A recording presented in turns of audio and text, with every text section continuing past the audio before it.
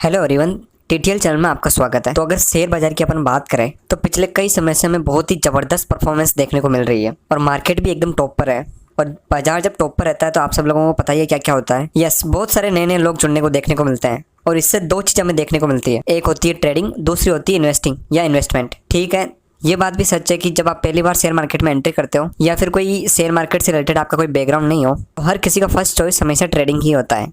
ठीक है, अगर मैं 99% भी बोल दूं तो भी बात गलत नहीं होगी। इवन 99.99% जो भी शेयर बाजार में पहली बार आता है, ठीक है, तो वो ट्रेडिंग की ओर ही जाता है। इसमें कोई गलत बात तो है नहीं। इसमें छोटे पैसे से अपन ट्रेड कर सकते हैं मार्जिन लेकर। और डेली बेसिस के हिसाब से अच्छा क्या लगता था कि पैसा बना तो आज ही के दिन में अकाउंट में क्रेडिट भी हो जाएगा। इन्वेस्टमेंट में कैसा है भाई, लंबा पारी खेलना पड़ेगा, कौन रुकेगा, सैलरी दो और इतने दिन रुको और फिर आखिरी। इन्वेस्टिंग में टाइम लगता है बहुत ज़्यादा, इतना कौन वेट करे। ट्रेडिंग में फटाफट फटाफट पैसा बनता है। बट दूसरा कॉन्सेप्ट ये है कि लॉस भी होने के चांसेस ज़्यादा रहते हैं। मैं इसमें एक नॉर्मल साइकोलॉजी बताने की बात करूं कि यदि मार्केट में 100 बिगनर्स आते हैं तो उसमें से 99 बिगनर शुरुआत में ट्रेडिंग करते हुए मिलेंगे। एंड अभी क्या हो गया दोस्तों, सोशल मीडिया का ज़माना एकदम मतलब टॉप पर है और सोशल मीडिया में इन चीज़ों को देखकर बहुत सारे लोग आकर्षित होते हैं या फिर बहुत ज़्यादा एक्साइटेड होते हैं। ठीक है, आपने देखा होगा कई सारे लोग कितने गाड़ियाँ दिखाते हैं, मतलब इन चीज़ का कोई सेंस नहीं बनता है। मतलब वो सारे लोग कोर्स बेचकर अपना घर चलाते हैं। बट इससे होता क्या है ना दोस्तों, जो बिगनर होता है ना वो ट्रेडिंग के लिए इतना ज़्यादा आकर्षित या फिर एक्साइटेड हो जाता है कि और उसको यहाँ पर गलत सपने दिखाए जाता है। और इसीलिए देखा होगा आपने दोस्तों, सेबी ज़बरदस्त इन लोगों के पीछे पड़ी हुई है। इवन आरबीआई ने भी सतर्क किया था। हालांकि आरबीआई के पास शेयर मार्केट के रिलेटेड पावर है नहीं, वो सिर्फ सेबी के पास है। और सेबी भी यहाँ पर थोड़ी सी जिम्मेदारी सरकार को सौंपते हुए देखने को मिल रही है। तो आप सब लोगों को पता ही है, हम बात कर रहे हैं बजट से रिलेटेड। जी हाँ दोस्तों, हम बात कर रहे हैं 30% टैक्स से रिलेटेड कि जो नए लोग शेयर मार्केट में देखने को जो मिल रहे हैं और जिस प्रकार से वो ट्रेडिंग में जाते हुए देखने को मिल रहे हैं। और हर किसी के पास डाटा रहता है, जैसे सेबी के पास कोई निवेश करता है या फिर कोई ट्रेडिंग करता है तो उन दोनों में से किसका कितना प्रॉफिट बन रहा है। तो इसी के रिलेटेड सेबी ने भी रिपोर्ट जारी की थी जिसमें उन्होंने बताया कि 90% बिगनर अपना प्रॉफिट लूज करता है। और इसी चीज़ को देखते हुए सरकार और सेबी ट्रेडर के पीछे पड़ती हुई दिखाई दे रही है। स्पेशली अगर खासकर बात करें तो फ्यूचर एंड ऑप्शंस में ट्रेडिंग करने वाले। एफएनओ एक हेजिंग इंस्ट्रूमेंट है। अगर आपके पोर्टफोलियो में कोई शेयर्स है और उसी स्क्रिप्ट के रिलेटेड फ्यूचर वो शेयर देखने को मिल जाता है तो उसका आप रिवर्स पोजीशन लेकर अपने पोर्टफोलियो को हेज कर सकते हैं और बड़े लॉस से बचा सकते हैं। इसका ये बेसिक फंडा होता है। लेकिन अभी क्या हो रहा है, आपके पास पोजीशंस कोई भी नहीं है और आप फिर भी डायरेक्टली जाकर फ्यूचर एंड ऑप्शंस में ट्रेड कर रहे हो। खासकर देखें तो ऑप्शंस में ज़्यादा ट्रेडिंग हो रही है। इसी की संख्या लगातार बढ़ती हुई दिखाई दे रही है। मतलब लगातार लोग पैसे खोते हुए जा रहे हैं। प्लस ब्रोकर ने भी एक डेटा पब्लिश किया था। मतलब उन्होंने बताया था कि मतलब इन्वेस्टर का आप गूगल करके देखो 5-5 सालों में कितना कमाया। बट ट्रेडर लोगों की हालत इतनी ज़्यादा ख़राब है, मतलब ना ही बोले तो ठीक है। और इसी के चक्कर में सेबी मतलब फ्यूचर ऑप्शंस में ट्रेडिंग करने वालों के बीच हाथ धोकर पीछे पड़ रहा है। और इसी के रिलेटेड सेबी भी नए नए रूल ला रही है। और अभी बात करें तो सेबी लगभग 6 से 7 रूल आने वाली है। सेबी का जो एक्सपर्ट पैनल है उन्होंने 7 प्रपोजल सेबी को दिए थे कि मतलब कि स्मॉल इन्वेस्टर्स को यानी कि ट्रेडर को प्रोटेक्ट करने के लिए। और इन 7 पॉइंटों में से जो सबसे ज़्यादा डरावना पॉइंट है वो ये है कि तो जो ट्रेडिंग में जो ऑप्शंस ट्रेडिंग में जो 5 लाख का लॉट साइज देखने को मिलता था उसे सीधा 20 से 30 लाख कर दिया जाएगा। ये एक सबसे ज़्यादा चीज़ डरा रही है। और इस चीज़ का प्रोसेस क्या रहता है कि committee 1 then committee 2 then committee 3 फिर कंसल्टेशन, फिर आप लोगों की राय, देन वो रूल देखने को मिल सकता है। इससे क्या होगा कि जो छोटे बिगनर्स हैं वो सोच भी नहीं सकते, वो मतलब कि इतनी कैपिटल बिगनर के पास होती नहीं है, जिससे क्या जो कि एक्सेसिव में एफएन होते हुए दिखाई मिल रही है, शायद वो थोड़ा बहुत कंट्रोल हो सके। देन अगर हम बात करें दोस्तों, सेबी भी क्या कि गवर्नमेंट से कुछ चीज़ें एक्सपेक्ट कर रही है। जैसे कि गवर्नमेंट क्या कर सकती है, जैसे कि टैक्स बढ़ाना, जिसके चलते बाजार में हॉल बचा हुआ है। और इस वाले जो बजट रहेगा उसमें सबसे ज़्यादा हाईलाइटेड पॉइंट रहेगा ये कि फ्यूचर एंड ऑप्शंस में 30% टीडीएस। और इसकी जो फ्यूचर एंड ऑप्शन की जो इनकम है उसे as a speculative income consider किया जाएगा। मतलब इसे बिजनेस इनकम कंसिडर ना करके एज ए सट्टा इनकम की तरह कंसिडर किया जाएगा।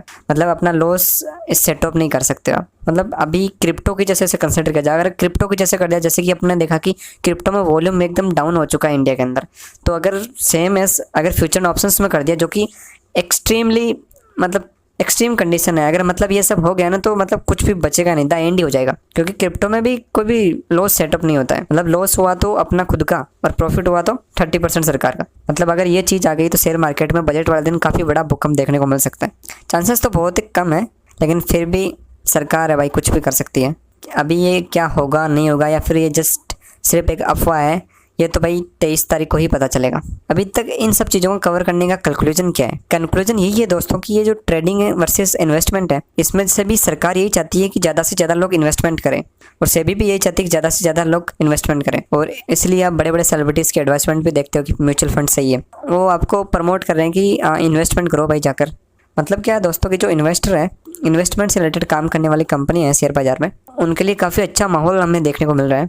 और मैं ये सिर्फ बिजनेस पॉइंट ऑफ व्यू से बात कर रहा हूँ। सो डेफिनेटली कौन से शेयर्स जिनको आप चाहो तो स्टडी कर सकते हो। मेरी तरफ से कोई रिकमेंडेशन नहीं है। आपको बाई करना है, आपको सेल करना है, आपको होल्ड करना है, आपको एवरेज करना है, आपकी मर्जी। हम जस्ट सिर्फ बिजनेस को समझने की कोशिश कर रहे हैं। तो इस चीज़ के चलते अगर हम इस चीज़ को मानकर चले कि 30% टैक्स हो जाता है, चांसेस तो बहुत कम है, लेकिन फिर भी मानकर चलो और लोग इन्वेस्टमेंट की तरफ बढ़ जाते हैं, चांसेस बहुत कम है। फिर अगेन कह रहा हूँ, इन्वेस्टमेंट का कन्वर्जन रेट काफ़ी लो रहेगा, लेकिन फिर भी अगर ये चीज़ हो जाती है तो कौन सी कंपनियाँ को फ़ायदा मिलेगा? तो सबसे पहली कंपनी है CDSL। ये क्या इक्विटी के शेयर रखती है, क्योंकि CDSL डायरेक्टली इक्विटी से रिलेटेड काम करती है। आप शेयर बेचते हो, शेयर खरीदते हो, उससे ये कंपनी अच्छा खासा पैसा कमाती है। और जो BSE से रिलेटेड स्टॉक्स है उसमें तो वो फ्यूचर ऑप्शन से रिलेटेड स्टॉक है, इसीलिए तो वो कितना ज़्यादा भाग रहा है। अगर इन्वेस्टमेंट से रिलेटेड ही ज़्यादा चीज़ें रिलैक्स की जाएगी इन्वेस्टर बनने के लिए, तो CDSL एक काफ़ी अच्छा स्टॉक्स हो सकता है, और CDSL जैसी कंपनी को लॉन्ग टर्म में काफ़ी बड़ा बेनिफिट मिल सकता है। देन अगर हम बात करें, सरकार म्यूचुअल फंड को प्रमोट कर रही है, पर यहाँ पे प्रमोट करने की कोशिश करें, no doubt subject to the market risk, लेकिन फिर भी प्रॉपर्ली सिस्टमेटिकली अगर आप जाते हो और आप अच्छे फंड में पैसा डालते हो तो डेफिनेटली रिटर्न बनने के चांसेस रहते हैं लॉन्ग टर्म में। लेकिन अगर म्यूचुअल फंड में भी देखें तो अकाउंट 8.99 करोड़ के समथिंग 20-21 हज़ार करोड़ के SIPs हमें देखने को मिल रहे हैं हर मंथ में। और AUM की बात करें तो 61.3 लाख करोड़। और बार बार मैं ये पॉइंट बोल देता हूँ कि एक ज़माने में ये 5 लाख था, अभी 60 लाख के ऊपर चल रहा है। इतना पैसा म्यूचुअल फंड में देखने को मिल रहा है। सो ये AUM और ज़्यादा बढ़ने के चांसेस, और ये बढ़ता है तो एसेट मैनेजमेंट कंपनीज़ है उनको फ़ायदा मिल सकता है। अभी जो लिस्टेड है हम उन्हीं की बात कर सकते हैं। रिकमेंडेशन नहीं है, मैं अगेन कह रहा हूँ, लेकिन आप स्टडी करना चाहते हो तो एक बार कर सकते हो। फर्स्ट है HDFC asset management company, HDFC AMC। Second है Nippon life India asset management limited. ये दो डिसेंट कंपनी लगती है। बाकी की जो कंपनी है UTI AMC, आदित्य बिरला सन लाइफ AMC, ये भी दोनों भी ठीक है। ये 4 ही कंपनी है जो कि काफ़ी डिसेंट है। इसके अलावा आप सब लोगों को पता है म्यूचुअल फंड को सर्विस देने वाली कंपनी लाइक कैम्स, इसको भी चाहो तो आप जरूर स्टडी कर सकते हो। एंड देन अगर हम बात करें तो कैफिन टेक्नोलॉजी। अगर आप बिजनेस के नेचर को प्रॉपर्ली समझ गए तो आप इस चीज़ की प्रोबेबिलिटी लगा सकते हो कौन से बिजनेस फ्यूचर में ज़्यादा रिटर्न दे सकता है। मतलब इतना तो कह सकते हैं दोस्तों कि ये जो इन्वेस्टमेंट से रिलेटेड कंपनीज़ की जो इन्वेस्टमेंट से रिलेटेड कंपनियों के बिजनेस है ना, इसमें मतलब इन कंपनियों में इतना ज़्यादा प्रेशर्स नहीं है। तो बजट वाले दिन ये कंपनियाँ AMC वाली कंपनियाँ, कैम्स वाली कंपनियाँ, ये कंपनी रिलैक्स है।